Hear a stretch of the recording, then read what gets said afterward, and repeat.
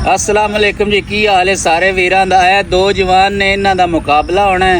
जेड़ा पहले थक पिया उस हार जाना है ते दूजे नूं 100 रुपया इनाम मिलना है। 1 2 3 चलो भी स्टार्ट हो जाए। 1 2 3 4 5 6 7 8 9 10 11 12 तेरा टेढ़ा तो दा ही लाना हो गया।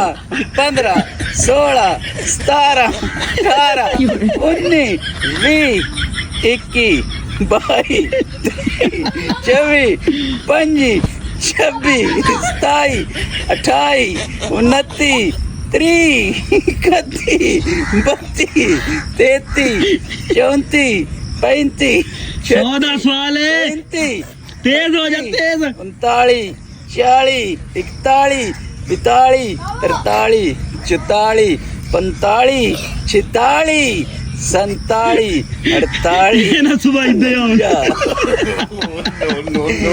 शाबाश जी जीते आबाद शाह नवाज जी विन कर गए ते 100 रुपया जेड़ा ना हुण मेरे को कोई नहीं, 3 घर जाके दे सकदा।